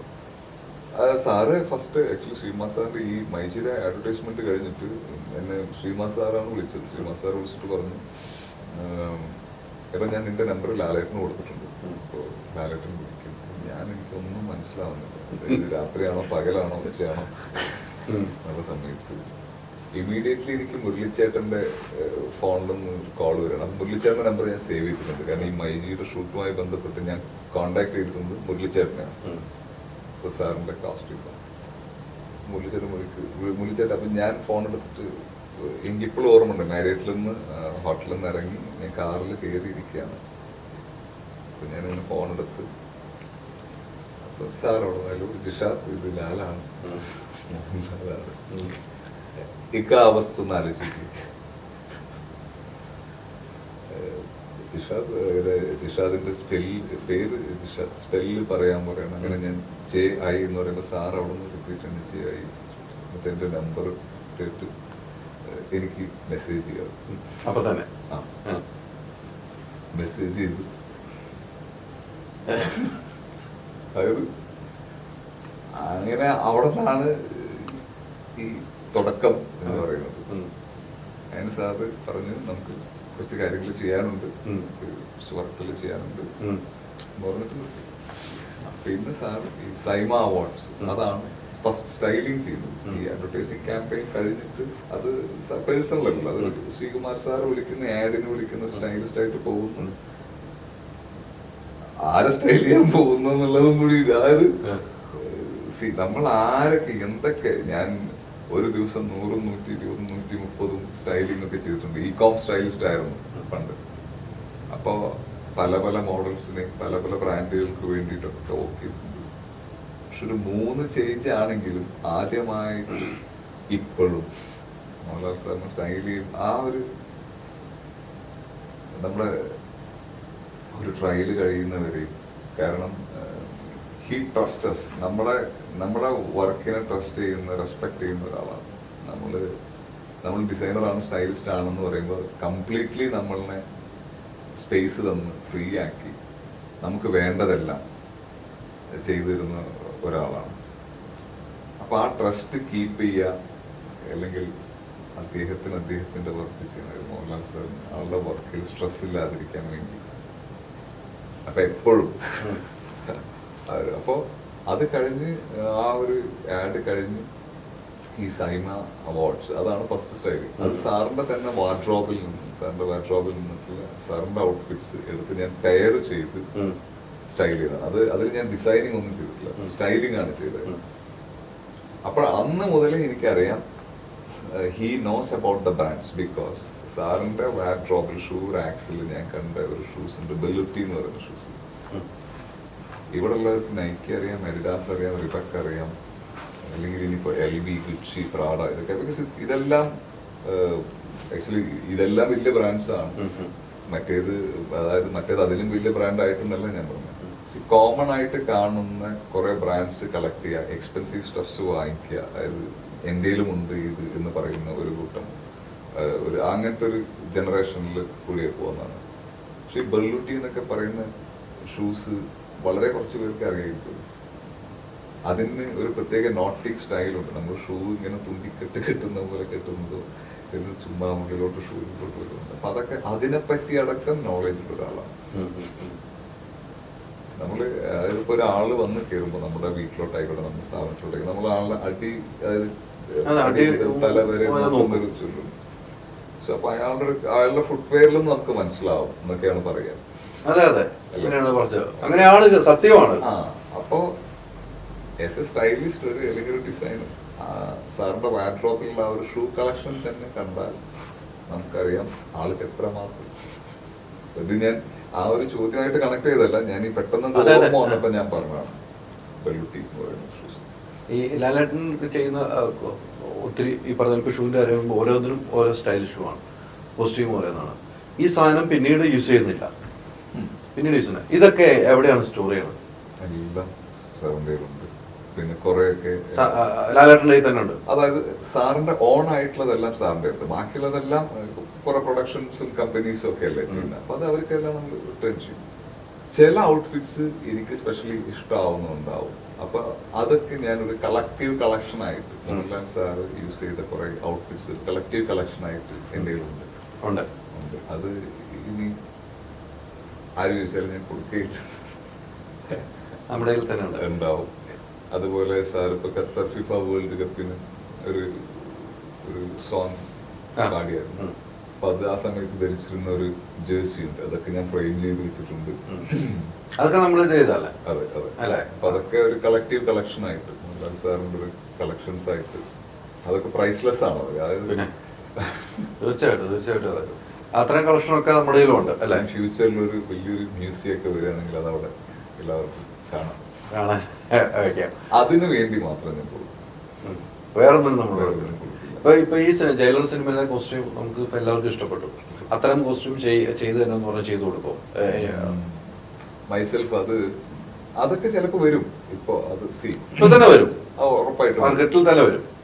ഞാൻ ചെയ്യില്ല. ഞാനത് ഒരാൾക്ക് ചെയ്തതാണ്, ആ ഒരാൾ മാത്രം ഇട്ട് കാണാൻ വേണ്ടി ചെയ്തതാണ്. ഇനി ഇതിന്റെ പല കമ്പനികളും ഇറക്കും ഇതിപ്പോ, പല ഷോപ്പുകളിലും ഇപ്പൊ തന്നെ നാളെ തൊട്ട് തന്നെ വരും. അത് ഞാൻ പറഞ്ഞത്, ഞാൻ ഈ 2016-17 ഈ റേസ് 3ക്ക് വേണ്ടി ജാക്കറ്റ് ചെയ്യുന്നത്. അപ്പൊ അത് കഴിഞ്ഞ് ഞാൻ നാട്ടിൽ വന്നിരിക്കുന്ന ഒരു ലീവിന്, പണ്ട് ബാംഗ്ലൂരൊക്കെ കുറെ കാലം ഉണ്ടായതാണ്. അപ്പൊ ഞാൻ ബാംഗ്ലൂർ പോയി. അപ്പോൾ അവിടെ ഒരു ബ്രിഗേഡ് റോട്ടിൽ ഞാൻ നടക്കണം. അപ്പൊ ഒരു ദുബായ് പ്ലാസ ജസ്റ്റ് അതിലേക്കൊന്ന് നടക്കാണ്. കാരണം ഒരു 10-15 ദിവസത്തെ ലീവിന് വന്നിരിക്കുകയാണ്. അങ്ങനെ നടക്കുമ്പോ ആ പ്ലാസയിൽ കയറുമ്പോ ഞാൻ ചെയ്ത ജാക്കറ്റിന്റെ സെയിം അത് കളറിലാണ് ആ ജാക്കറ്റ്. അതിലുള്ള പ്രിന്റ് ഒരു ബ്ലാക്ക് ആൻഡ് വൈറ്റ്, ഒരു മോണോക്രോം പ്രിന്റ് ആണ്. അപ്പൊ ഞാനിത് പോയി ഇങ്ങനെ തൊട്ട് നോക്കുന്ന സമയത്ത് അത് മലയാളികൾ തന്നെയാണ്. ഭയങ്കര ഒരു ഡിസൈനർ ചെയ്താണ്, റേസ് 3ക്ക് വേണ്ടി ചെയ്താണ്. സൽമാൻ ആണോ? ഞാനൊരു ഫോട്ടോ എടുത്തോട്ടെ. ഫോട്ടോ എടുത്തു. ഞാൻ പറഞ്ഞു ഞാൻ ഇത് ഇട്ടിട്ട് ഫോട്ടോ എടുത്തു. ഫോട്ടോ ഇങ്ങനെ ഡിസൈനറുടെ പേര് എന്താണെന്ന് അറിയാം. ബാംഗ്ലൂർ വെച്ച് ഞാൻ പറഞ്ഞു ഞാൻ ഫോണിൽ ഈ ജാക്കറ്റ് വലിയ ഡിസൈനർ ഒന്നല്ല, ഞാൻ ചെയ്തതാണ്. അപ്പൊ അവര് അവര് അപ്പുറത്തെ ഷോപ്പിൽ ഒരു മോളാണ്. അപ്പൊ അവരൊക്കെ വിളിച്ചിട്ട് വാടാ ഇത് ഇയാള് ചെയ്തതാണ് എന്നൊക്കെ പറഞ്ഞിട്ട് അപ്പൊ റിപ്ലിക്ക ഇറങ്ങും. അത് ഞാൻ തന്നെ കണ്ടു. അപ്പൊ അതുകൊണ്ടാണ് ഞാൻ പറയുന്നത് ഇത് ഇറങ്ങും. ഉറപ്പായിട്ടല്ലോ നമ്മള് ഒരേ സിനിമകളിലെയും സംഭവങ്ങൾ ഇറങ്ങാറുണ്ടല്ലോ, നമ്മളായിട്ട് ചെയ്തു കൊടുക്കില്ല ആർക്കും. ഒരിക്കലും ഇല്ല. അത് എങ്ങനെ നമുക്ക് ചെയ്യാൻ പറ്റുള്ളൂ. ഇപ്പൊ റീസെന്റ് മമ്മൂക്ക ഇൻസ്റ്റാഗ്രാമിൽ മമ്മൂക്ക പോസ്റ്റ് ചെയ്തൊരു വൈറ്റ് ഷർട്ട് ഉണ്ട്. ആ സെയിം ഷർട്ടിന്റെ ഞാൻ ഇത് ഈ എറണാകുളത്ത് എവിടെയോ ഏതൊരു ഭാഗത്ത് ട്രാവൽ ചെയ്യുന്നു. അപ്പൊ ഒരു മെൻസ് വെയർ ഷോപ്പിന്റെ രണ്ട് സൈഡിൽ മിറർ ഗ്ലാസ് ഉള്ള ഇതിൽ ഒരു സൈഡിൽ അതിന്റെ ബ്ലാക്കും ഒരു സൈഡിൽ അതിന്റെ വൈറ്റും. ആ നമുക്കായിട്ട് ആ പോസ്റ്റ് ഭയങ്കര വൈറലായ ഫോട്ടോ. അതേപോലെ തന്നെ പോളൻ ഷാർക്ക് സാറ് ദൃശ്യം 2ന്റെ ഷൂട്ട് നടക്കുന്ന സമയത്ത് സാറ് കാറിൽ വന്ന് ഇറങ്ങി വരുന്ന ഒരു സീനിൽ ഒരു റീൽസ് ഉണ്ട്. ഇതിലിട്ടുള്ള സാറിട്ടുള്ള ഷർട്ട് പോളൻ ഷാക്കിന്റെ ഷർട്ടാണ്. 18,000 ഷർട്ട്. അത് കുറെ കഴിഞ്ഞപ്പോ ആ ഒരു സീസണിൽ ഫുൾ മാർക്കറ്റിൽ അവൈലബിൾ ആണ്. അത് ഓഫ്കോഴ്സ് ഈ ബ്രാൻഡ് ഒരു സംഭവം ട്രെൻഡ് ആയി കഴിഞ്ഞാൽ അത് പല രീതിയിലും വരും. അതൊന്നും ഒരിക്കലും നമുക്ക് സ്റ്റോപ്പ് ചെയ്യാൻ പറ്റില്ല ഇപ്പോഴത്തെ ഒരു. ഉറപ്പാണ്. ഈ പറഞ്ഞ പോലെ ഇപ്പം എത്ര ആളുകളെ ഇപ്പൊ സിനിമാ മേഖലയിൽ ഇപ്പം ഹിന്ദി ഉൾപ്പെടെ തമിഴ് ഉൾപ്പെടെ മലയാളം ഉൾപ്പെടെ കുറെ ആളുകൾ സ്റ്റൈലിസ്റ്റ് ചെയ്ത് എത്ര പേരെ ചെയ്തിട്ടുണ്ട്? ആരൊക്കെയാണ് ഓർമ്മയിലെടുക്കാൻ പറ്റുന്നത്? ഇപ്പോൾ സ്റ്റാർട്ടിങ് മുതൽ നോക്കുകയാണെങ്കിൽ സൽമാൻ ഖാൻ സാർ, രൺദീപ് ഹൂഡ, സണ്ണി ലിയോൺ, അതൊക്കെ ഞാൻ ഇവിടെ വരുന്നതിന് മുമ്പ് സ്റ്റൈൽ ചെയ്ത ആളുകളാണ്. പിന്നെ വരുൺ ധവാൻ, അമിത് ജാക്സൺ. ഇപ്പോ അത് കഴിഞ്ഞ് പിന്നെ ഇപ്പോ ഞാൻ ആദ്യം ഷെയ്ൻ, ഉണ്ണി മുകുന്ദൻ, ടൊവിനോ, ചാക്കോച്ചൻ, ആസിഫ് ഉണ്ട്. അവർക്ക് ഇപ്പൊ ചെയ്യുന്നുണ്ടോ? ഇപ്പൊ മോഹൻലാൽ സാർ, ആസിഫിനെ എപ്പോഴും ചെയ്യുന്നുണ്ട് അല്ലേ? അത് വേറൊരു more than celebrity, more than an actor, like ഒരു ബ്രദർഹുഡ് കണക്ഷൻ ഉണ്ട്. അതുകൊണ്ട് ആസിഫുമായിട്ട് അല്ല, അതുകൊണ്ട് മാത്രമല്ല ഗുഡ് ആക്ടർ ടു. അപ്പോ ആസിഫ് നമ്മുടെ ലേഡീസിനെ സ്റ്റൈലിസ്റ്റ് ചെയ്തിട്ടുണ്ടല്ലോ.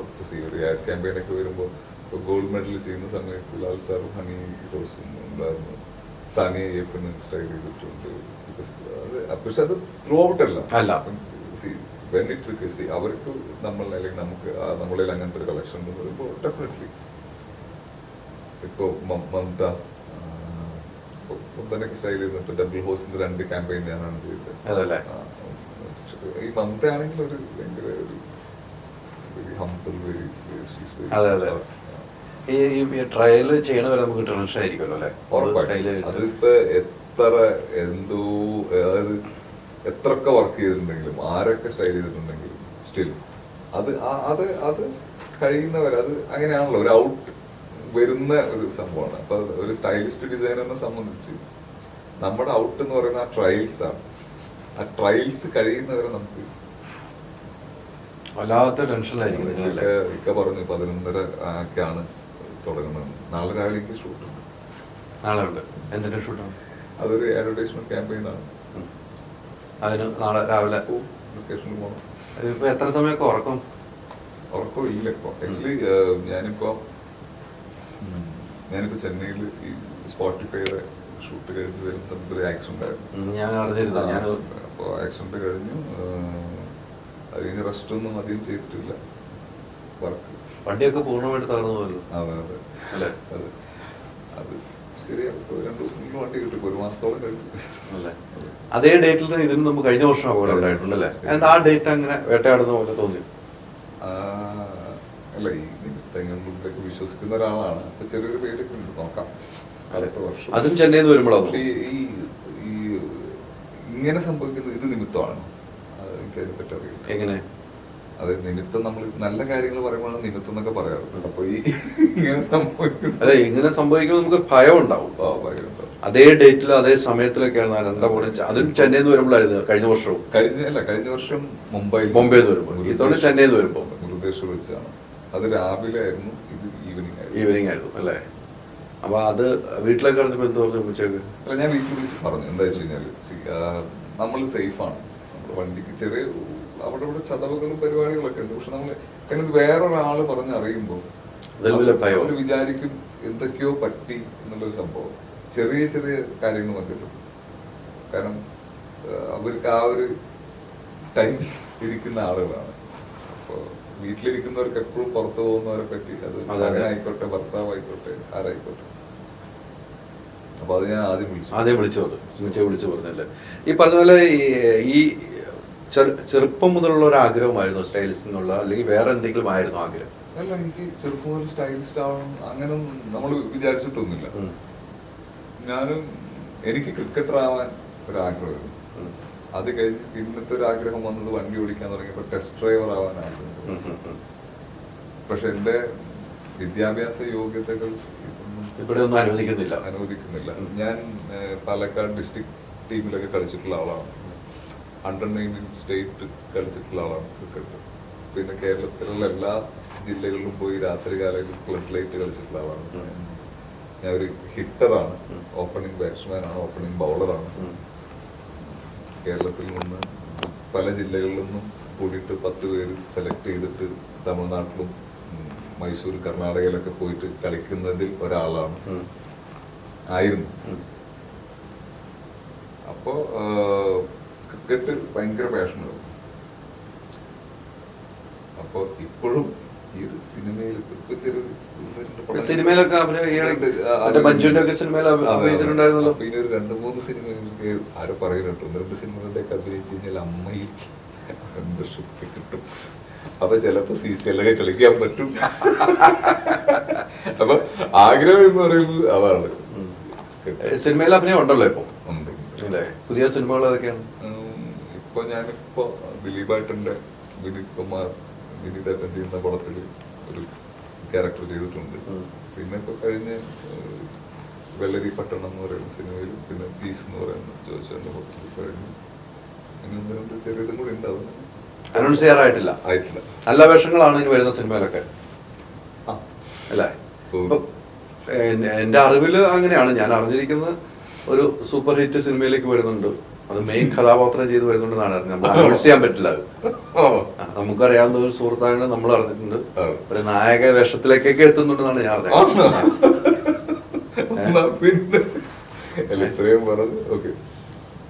അത്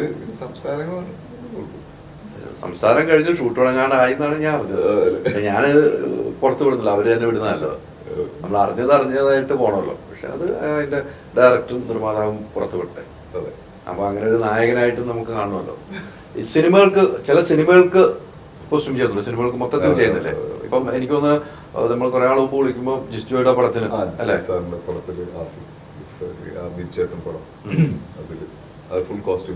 ഫുൾ ചെയ്ത് അങ്ങനെ ഫുള്ള് ചെയ്തങ്ങനെ എത്ര സിനിമ ഉണ്ട്? പിന്നെ അതിന് മുന്നേ ചെയ്തത് അമല പോളിന്റെ വിവേക് ഡയറക്ട് ചെയ്ത ടീച്ചർ എന്ന് പറയുന്ന സിനിമ ചെയ്തു. പിന്നെ പീസ് എന്ന് പറയുന്ന സിനിമ അത് ഫുൾ ചെയ്തായിരുന്നു. പിന്നെ ഓളിന് അല്ലേ, ഓളത്തിന് അർജുനും ലെൻ ചേച്ചിക്കും ചെയ്തു അല്ലേ? ലെൻ ചേച്ചി റെഫർ ചെയ്ത ലെൻ ചേച്ചി പറഞ്ഞു. ഇനിയുള്ള ആഗ്രഹം എന്താണ്? നമുക്കൊരു ആഗ്രഹം ഉണ്ടാവില്ല എപ്പോഴും. അതായത് ഇക്ക പറഞ്ഞ പോലെ മോഹൻലാൽ സാറിന്റെ സ്റ്റൈലിസ്റ്റാണ് ഇവിടെ ഇരിക്കുന്നത്, അല്ലെങ്കിൽ ഡിസൈനറാണ് ഇരിക്കുന്നത്. ഇതിലും വലിയൊരു ആഗ്രഹം എനിക്കിന് പറയാനുണ്ട്. ഒന്നുമില്ല. എങ്കിലും ആളുകൾക്ക് അത്യാഗ്രഹം ഉണ്ടല്ലോ എല്ലാവരും. എനിക്കത് ഇല്ല അല്ലേ, എനിക്ക് ഇത് മതി, എനിക്കത് തോന്നിയിട്ടുണ്ട്. എനിക്ക് ഇല്ല എപ്പോഴെങ്കിലും ഒരിക്കലും ഇല്ല, എനിക്ക് ഇത് മതി, ഇത് അങ്ങ് വരെ നമ്മുടെ ജീവിതകാലം പോലെ നമുക്ക് എത്തിച്ചാൽ മതി. അതായത് അത്യാഗ്രഹിച്ചാലും കിട്ടാത്ത ഒരു പൊസിഷനിലാണ് ഞാൻ. പൊസിഷൻ മീൻസ് ഒരു പ്ലേസിലാണ്, സ്ഥലത്താണ് ഞാൻ. അപ്പൊ അല്ല, കൃത്യമാണ് ജിഷാദ് പറയുന്നത്, കൃത്യമാണ്. അതിന്റെ അപ്പുറത്തേക്കൊന്നുമില്ല. നമുക്ക് ഇത് ഇങ്ങനെ തുടർന്ന് പോയാൽ മതി. പാരകളൊക്കെ വരാറുണ്ടോ? ഞാൻ പാരകളായിട്ട് എടുക്കൂല. എന്തിനാ അവർ എന്നോട് ഇത് ചെയ്യുന്നു എന്ന് ചിന്തിച്ചിട്ടുണ്ട്. അത് പിൽക്കാലം അവർക്ക് തന്നെ തോന്നില്ല ഞങ്ങൾ എന്തിനത് ചെയ്തു. അങ്ങനെ തോന്നുന്നുണ്ടായിരിക്കുമല്ലേ? തോന്നുന്നുണ്ടെന്നല്ല, തോന്നിയിട്ട് വന്ന് പറഞ്ഞിട്ടുണ്ട് എന്നോട്, അല്ലെങ്കിൽ ഞാൻ അറിയണമെന്ന് ആഗ്രഹിച്ചിട്ട് പലരോടും പറഞ്ഞു. പിന്നെ ഞാൻ തെറ്റൊക്കെ കാണുന്ന ശകാരിക്കും. എന്ന് വെച്ചാൽ ഞാൻ അത്ര ശകാരിക്കും, അല്ലെങ്കിൽ റൈറ്റ് ആയിട്ടുള്ള വഴികൾ ഡയറക്റ്റ് ചെയ്യും.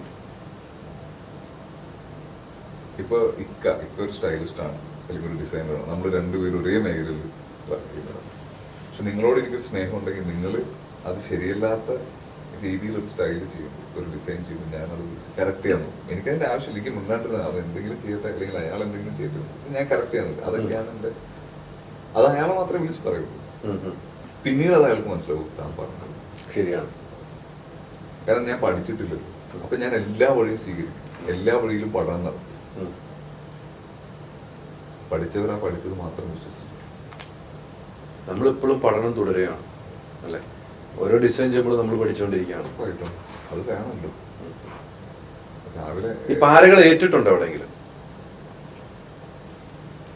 ഉണ്ടായിരിക്കാം. അല്ല, അങ്ങനെ അനുഭവം ഉണ്ടായിട്ടുണ്ടോ? ജിഷാന്റെ അടുത്ത് ഒരു സാധനം ചെയ്യാൻ പറഞ്ഞു, അവിടെ നിന്നൊരു ആള് പോയി പാര വെച്ചു. ഇത് ലാസ്റ്റ് ജിഷാന്റെ അടുത്ത് പറയണം, ജിഷാദ് അത് നമുക്കൊന്ന് മാറ്റി വെക്കാം. അല്ല, അതൊക്കെ സംഭവിക്കും.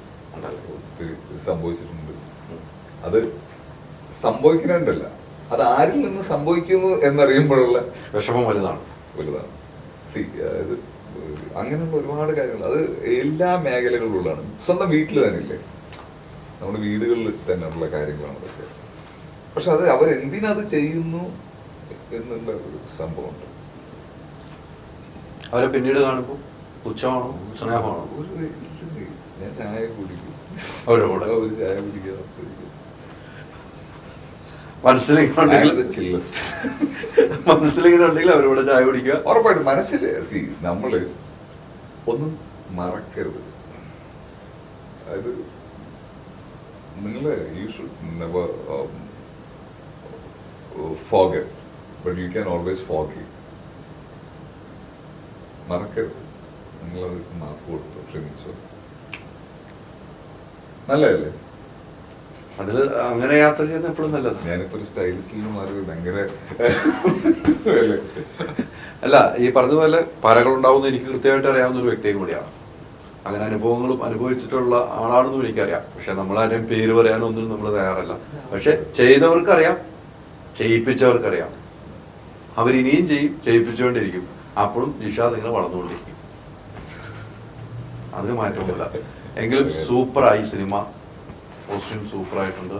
ഇനിയും ഒത്തിരി സിനിമകൾക്ക് ചെയ്യണം. ലാലേട്ടൻ്റെ കൂടെ പറഞ്ഞ ഏറ്റവും വലിയ വാക്കാണ്, എനിക്കിനി ഇതിനപ്പുറത്തേക്ക് ഒരു മോഹവുമില്ല, ഒരു അത്യാഗ്രഹവുമില്ല. ഈ യാത്ര ഇങ്ങനെ തുടരണം. അടുത്ത പല പരിപാടികളിലും ലാലേട്ടൻ്റെ പോസ്റ്റിംഗ് കാണുമ്പോൾ നമുക്ക് അത്ഭുതപ്പെടണം. പക്ഷേ ഈ സിനിമ വന്നതോടുകൂടി ജിഷാദ് എന്താണെന്ന് ലോകത്തുള്ള എല്ലാവർക്കും അറിയാം. ജിഷാദ് എന്താണെന്നുള്ള അറിയാവുന്ന കുറച്ച് പേരേ ഉള്ളൂ. അത് ഒരാൾ കോസ്റ്റ്യൂം സംസാരിക്കണ്ടാവും. പക്ഷെ സാറ് കാണിച്ചു വെച്ചിട്ടുള്ളതും വേറൊരു പരിപാടിയല്ലേ. അതെ, അതും കൂടെ കൂടുമ്പോഴാണ് നമ്മളാവുന്നത്, പൂർണ്ണമാവുന്ന അവിടെ അല്ലേ. നമ്മളൊരു കോസ്റ്റ്യൂം അവിടെ എടുത്തിട്ട് കൊടുത്തിട്ട് ആ സിനിമ ഹിറ്റ് ആവുന്നുമില്ല, ആ അഭിനയവും ശരിയാവുന്നില്ല, ആ കോസ്റ്റ്യൂം ചർച്ച ചെയ്യപ്പെടില്ല. അപ്പൊ അവിടെ അതിന്റെ ഹാർട്ട് എന്ന് പറഞ്ഞാൽ ലാലേട്ടനാണ് അല്ലേ? ഇത് ലാലേട്ടനാണ്. അവിടെ കൊണ്ട് നമ്മള് അവിടെ വിളിച്ചവരാണ് അതിന്റെ സംഘാടകർ എന്ന് പറയുന്ന അത് തുഴയാൻ വേണ്ടി നമ്മൾ ഏൽപ്പിച്ചത്. ഞാൻ എനിക്ക് ഇപ്പോഴും അത് ആ ഒരു മൊമെന്റില്ലേ, ബാക്ക്ഗ്രൗണ്ട് സ്കോർ ഇല്ല, മ്യൂസിക് ഇല്ല, ആരവങ്ങളില്ല, ഒന്നും ഇല്ലാതെ ഈ മനുഷ്യനങ്ങടെ ഇറങ്ങി ആ റോട്ടിൽ നിൽക്കുന്ന ഒരു സീൻ. വല്ലാത്ത സീനായിരുന്നു അല്ലേ? അയ്യോ, അത് ഞാൻ പറയുന്നില്ല. അത് സിനിമയിൽ വന്ന് ബാക്ക്ഗ്രൗണ്ട് സ്കോർ കാണുമ്പോൾ ഉള്ള അവസ്ഥ വേറെ. രണ്ടും നമ്മുടെ മനസ്സിലുണ്ട് അല്ലേ? രണ്ടും ഒരുപോലെയാ. അവിടെ കിട്ടിയത് വേറെ, ഇവിടെ കിട്ടിയത് വേറെ അല്ലേ? ഏറ്റവും ആദ്യം ഈ സിനിമ കണ്ടിട്ട് നമ്മുടെ സ്റ്റൈലിസ്റ്റ് കണ്ടിട്ട് ആദ്യം അഭിനന്ദിച്ചാരായിരുന്നു? എനിക്ക് ഈ സിനിമ ഞാൻ കണ്ടത് മീൻസ് മൊത്തം അല്ലേ? അല്ല, ഞാൻ ഈ ഇൻസ്റ്റാഗ്രാമും ഫേസ്ബുക്കും ഒക്കെ ഓൾറെഡി പാക്കായി. എനിക്ക് ഫോണിൽ വിളിച്ച് കുറെ പേര് പറഞ്ഞു. അപ്പൊ ആരും ഓരോരുത്തരടുത്ത് പറയാൻ പറ്റില്ല. അപ്പൊ ഞാൻ ഫസ്റ്റ് ഇൻസ്റ്റാഗ്രാം ഞാൻ എണിച്ച് ഇരിക്കുകയാണ് ഇങ്ങനെ എടുത്തിരിക്കുന്നത് പരസ്യമില്ല. അതായത് ഖത്തറിലൊക്കെ നമ്മളിവിടെ ഇറങ്ങുന്നതിനെക്കാട്ടും മുന്നേ അവിടെ 4:30 മണിക്ക്, അപ്പൊ ഇവിടുത്തെ 6 മണി, അവിടുത്തെ 4 മണി, അങ്ങനെയാണ് ടൈം കറക്റ്റ് ആയിരുന്നു. ഒറ്റ ടൈം ആയിരുന്നു. അവിടെയൊക്കെ കണ്ടിട്ട് അവിടെ നിന്നൊക്കെയുള്ള മെസ്സേജ് ദുബായിൽ 4:30 മണിക്കായിരുന്നു. അപ്പൊ അതില് പറയുന്നത് GCC-യില് പൂരപ്പറമ്പായെന്നാണ് എനിക്ക് മെസ്സേജ് വരുന്നത്. ഇമാജിൻ. അപ്പൊ അവരുടെ ഇത് പൂരപ്പറമ്പായെന്നുള്ള വോയിസ് ഒക്കെ എന്റെ എടുക്കുകയാണ്. അപ്പൊ ഇതൊക്കെ ഞാൻ ഇത് നോക്കി തീരാൻ തന്നെ ഇപ്പോഴും കഴിഞ്ഞിട്ടില്ല. പിന്നെ ഞാൻ എല്ലാവരും റീപോസ്റ്റ് ചെയ്യും, എല്ലാവർക്കും റിപ്ലൈ കൊടുക്കും. നമുക്ക് എനിക്കൊക്കെ വെരിഫിക്കേഷനും അല്ലെങ്കിൽ ഞാനൊരു സ്റ്റൈലിസ്റ്റ് ഒക്കെ ഇപ്പൊ ഒരു 2 വർഷമൊക്കെ അല്ലേ ആയിട്ടുണ്ടാവുള്ളൂ. അതിനു മുന്നേ നമുക്ക് ഇങ്ങനെ ഒരാളേക്ക് ഒരു റിപ്ലൈ മീൻസ് ഒരു വെരിഫൈഡ് ആയിട്ടുള്ള ഒരു ഡിസൈൻ. ഇപ്പൊ ഞാനിപ്പോ പറയണ ഇപ്പൊ ഗുച്ചി, വാലന്റീനോ ഒക്കെ അല്ലെങ്കിൽ വെർസാച്ചൊക്കെ ഡോൾസൺ ഗബാനൊക്കെ മെസ്സേജ് ചെയ്യുമ്പോൾ അവിടെ നിന്ന് ഒരു റിപ്ലൈ കിട്ടുകയാണെങ്കിൽ എന്റെ ഒരു സന്തോഷം എന്തായിരിക്കും. ഞാൻ അവരാണെന്നൊന്നല്ല ഞാൻ പറയുന്നത്. ഓക്കെ, പക്ഷെ എങ്കിലും ഞാനൊരു ഡിസൈനറാണ്, വെരിഫൈഡ് ഉള്ള ഒരാളാണ്. മോഹൻലാൽ സാറിന്റെ ഡിസൈനറാണ്, അതാണ് എന്നെ ഒഴിവാക്കിയേക്ക്. അപ്പൊ അങ്ങനത്തെ ഒരാൾക്ക് ഒരു സ്റ്റാറ്റസ് ഇടുമ്പോൾ അയാൾ റീപോസ്റ്റ് ചെയ്യുക, അയാൾ റിപ്ലൈ ചെയ്യുക. ഞാൻ എല്ലാവർക്കും റിപ്ലൈ ചെയ്യും. ഞാൻ അതിന് വേണ്ടി ഇരുന്ന് നോക്കി. അപ്പൊ ഞാൻ നോക്കും ഒക്കെ ഭയങ്കര എന്നോട് ഒരു മുത്തേ, ചെങ്കേ, കരളെ, അതായത് അതുപോലെ യു. അപ്പൊ എനിക്ക് ആരാണ് ആദ്യം പറഞ്ഞത് ആരാണ് എന്നറിയില്ല. എല്ലാരോടും ഈ ഒരു ഇതിലൊക്കെ ചോദിച്ചുകൊണ്ട് പറയണം. എല്ലാരോടും ഒരുപാട് സന്തോഷം, ഒരുപാട് സ്നേഹം. തീർച്ചയായിട്ടും ഇനിയും ഒത്തിരി സിനിമകൾ അഭിനയിക്കാനും ലാലേട്ടന്റെ ഒത്തിരി വ്യത്യസ്തമായ കോസ്റ്റ്യൂമുകളെ കാണാൻ ഞങ്ങൾക്കും ഭാഗ്യം ഉണ്ടാകണം. ഈ വൈകിയ സമയത്ത് ഇത്രയും നേരം ഞങ്ങൾ മൂവികൾ മീഡിയ പ്രേക്ഷകരോട് സംസാരിച്ചു. ഒത്തിരി നന്ദി. Thank you.